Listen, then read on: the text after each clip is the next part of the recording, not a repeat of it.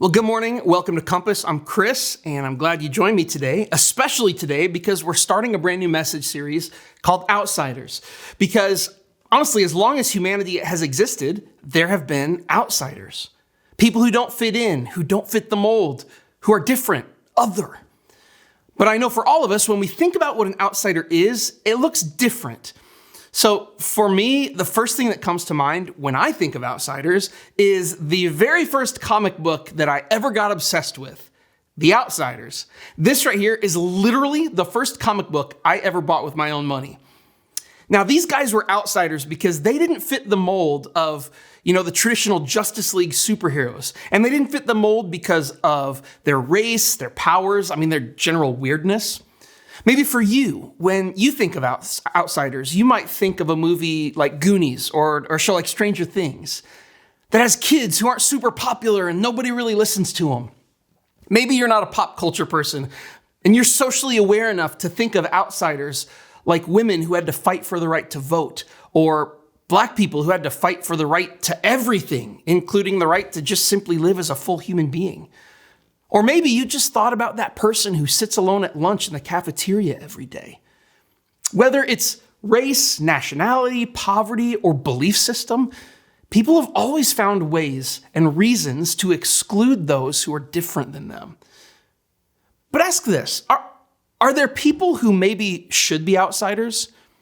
What do you do with a person who's part of your church but has different beliefs about certain really important doctrines that you hold dear? What about that person who always finds a way to start a huge fight that always ends badly, and it's always over their crazy politics? Honestly, what about people who like the Packers instead of the Bears? Are there people who are so risky that maybe they should be excluded to a certain degree? Well, I'm really glad you asked, because to answer this, we're going to continue in our journey through the book of Matthew, and we're going to start in Matthew chapter 8, verse 1. It says, large crowds followed Jesus as he came down the mountainside. Suddenly, a man with leprosy approached him and knelt before him. Lord, the man said, if you are willing, you can heal me and make me clean. Now, there's actually a lot happening here in this story that we need to be aware of if we're really going to fully understand what is going on here. Now, Matthew, who is the author of the gospel we're reading, he wrote this account of Jesus' life specifically for a Jewish audience, which means that there are things that an ancient Jewish audience or an ancient Jewish person would automatically understand from this story without having to be told that maybe we wouldn't catch. And the biggest of those here is what it actually means to be a person with leprosy. See, back then, purity and ceremonial cleanness was a big deal to the Jewish people. Being pure and clean was the same as being spiritually holy, which they took very seriously because God commanded it in Leviticus 18:45. He said, you must be holy because I am holy. And then following that command, the Jewish scriptures contain dozens and dozens of other commands on how they should be holy. And most of these commands had to do with avoiding unclean things. Things like certain types of food, certain types of people or activities, all of which could make you unclean.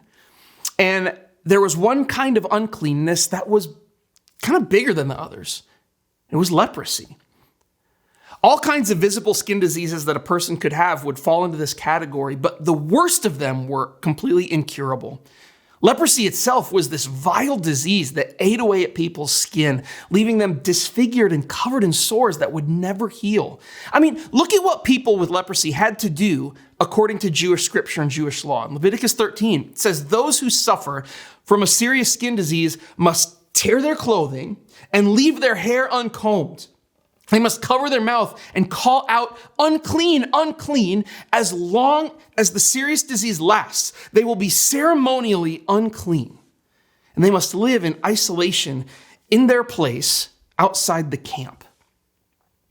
People with leprosy were viewed as so unclean that they had to amplify their disease by having messed up hair, torn up clothes, and by living alone in isolation outside of the community. They had to yell out, unclean, so that good, holy, and pure people knew where they were at all times in order to avoid becoming unclean themselves by accidentally coming into contact with them or something that they touched. Having leprosy was seen as a curse, and it was seen as violating God's will because God commanded his people to be holy as I am holy, and they were unclean. So, what do you do with that? Imagine that you have leprosy, an incurable disease that you can do nothing about. You can't control it. You can't change it. It's just who you are now. And everything about your life, from what you wear to how you look to who you can interact with to where you live, is now defined by your disease. Your impurity is now your unchanging identity, and there's nothing you can do to change it. You can't wash it away, you can't pray it away, and you can't hide it. Interestingly, the Jewish scriptures actually give instruction on how a person who gets better from a skin disease is allowed to come back into the community. And that process involves an 8-day process of ceremonial actions and animal sacrifices that actually involves shaving off all the hair on your body twice. But according to the Jewish rabbis, it was so difficult to be healed from leprosy that they said it was like raising a person from the dead, meaning it was impossible. Lepers were literally considered the walking dead, and they were treated that way. As a result of this focus on ceremonial purity being such a big deal, good religious people, they responded in a couple ways to people with leprosy or uncleanness that will probably seem familiar to us today. One group was called the Essenes. And because purity was so important to the Essenes, they decided that the best way to stay clean was to separate themselves completely from the world. They lived outside the city in their own communities, often in the desert, and they often lived these isolated lives away from anyone or anything that could make them unclean. These guys took purity so seriously that they reportedly wouldn't even poop on the Sabbath, or at least they would try not to, because sometimes when nature calls, nature screams. The second way that people responded to uncleanness was to do what the Pharisees did. And the Pharisees advanced a campaign of holiness, and they pushed their purity rituals onto everyone. They tried to enforce their values on the world. And if the Essenes were like monks withdrawing from society, then the Pharisees were more like Christian nationalists, attempting to conform society to their way of thinking and living. They preached that people should avoid defilement at all costs, and they told those who were unclean that they should submit themselves to the purity rituals of the law, including the expanded rules and regulations that they wrote and established themselves so that they could be double sure that everyone was pure and holy by their standard. And we can see both of these responses active in religious communities today. We see a withdrawal from a world filled with unclean people and unclean things.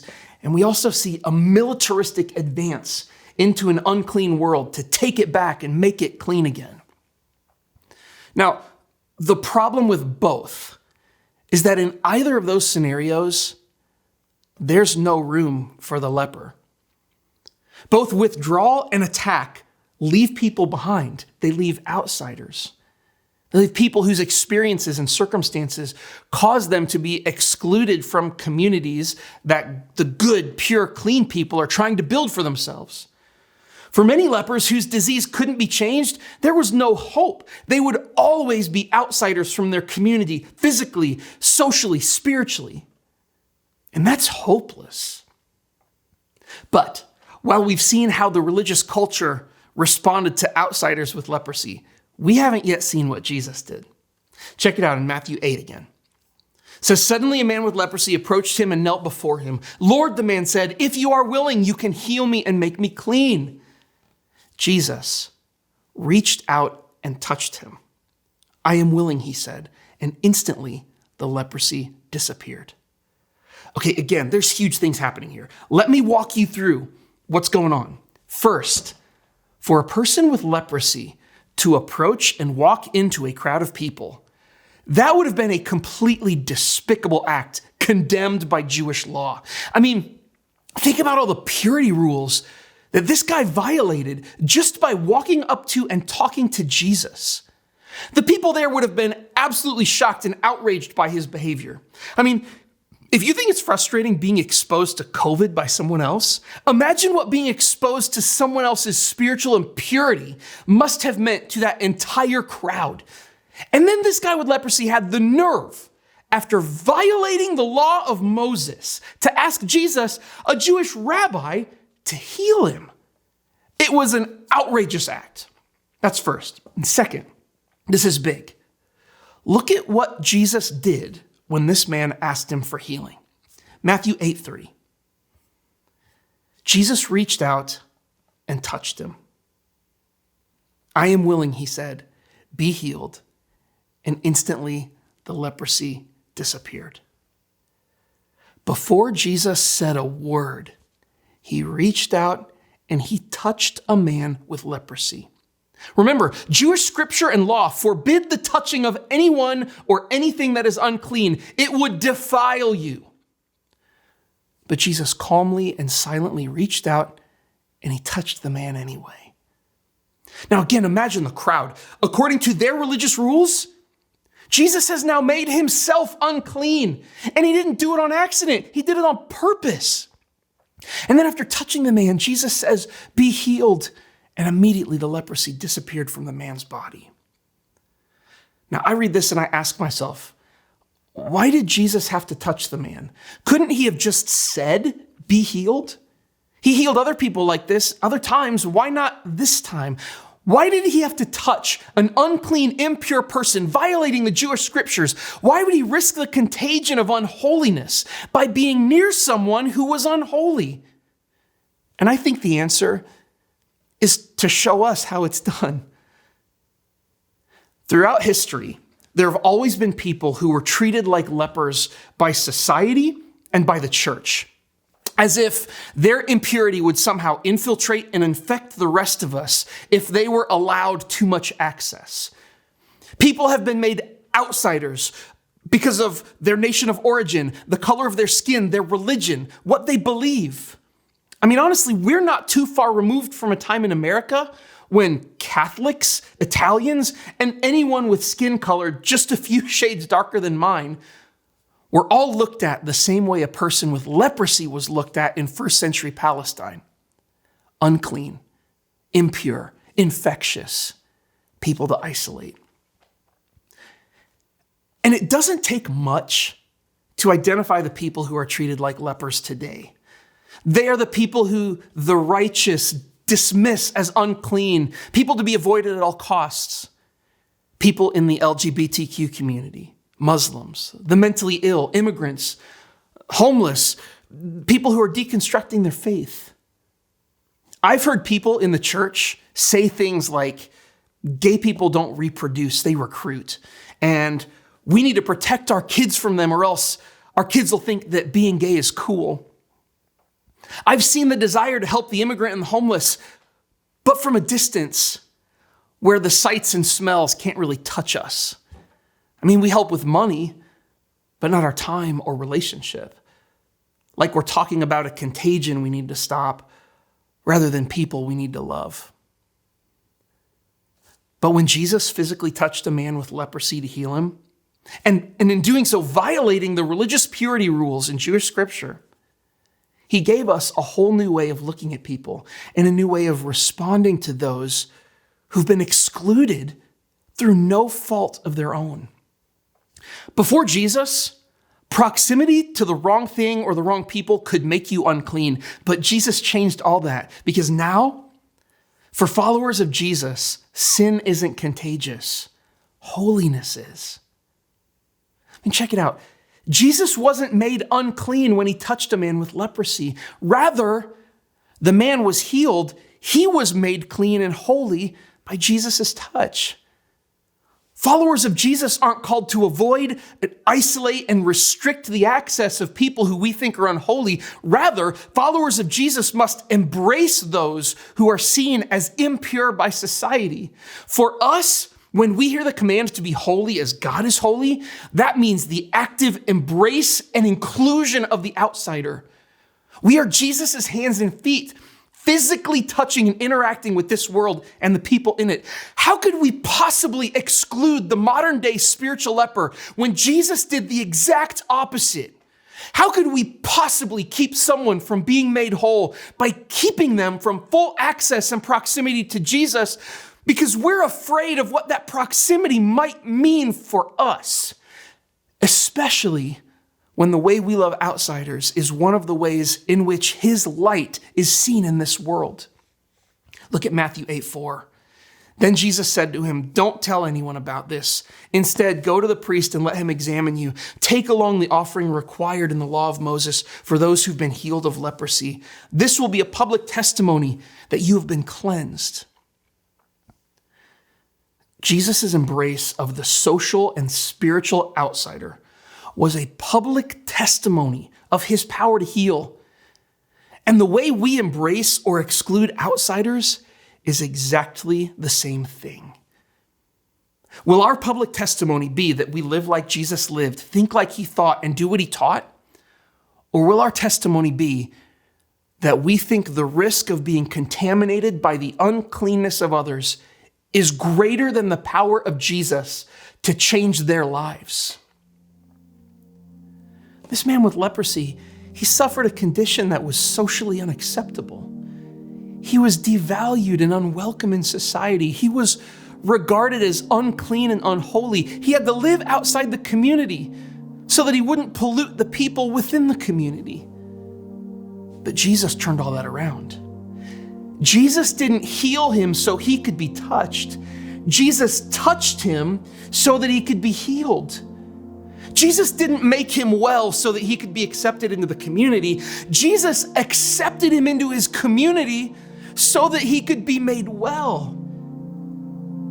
And when Jesus touched him, he tore down all the boundaries created by the purity laws that we still use to categorize and isolate people within our own spiritual community. Under Christ, those rules no longer apply. We are all one in Jesus, equal in receiving his perfect love and massive grace.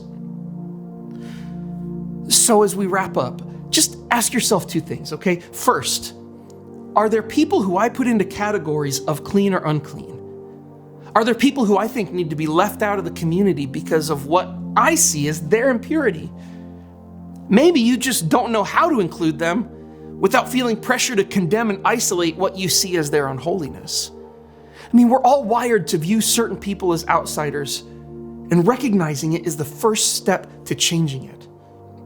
And second, ask yourself this: what can I do this week to reach out and touch the outsiders in my life? Once you know who they are, what can you do to be like Jesus and invite them in rather than keep them at a distance?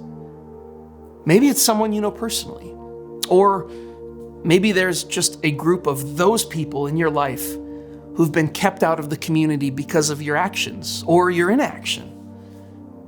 Remember this: their holiness and purity is not a factor in their inclusion. Jesus reached out and touched the man with leprosy before he was healed, before he could be involved in community life. How can you do the same?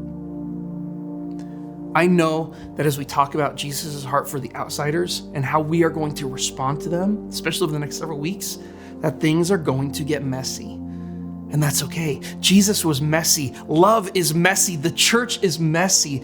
It's not always perfectly clean cut the way we want it to be. But as we live like Jesus lived, think like he thought, and do what he taught, life will grow in the complexity of all of that. We can trust him to do just that. And I look forward to hearing about what God does in your life and in the life of others as you and I step into the mess of loving, embracing, and including others like Jesus did. Not because they made themselves pure and clean, but in spite of it. I can't wait to see what happens in our lives as we live like Jesus. And I'll see you soon.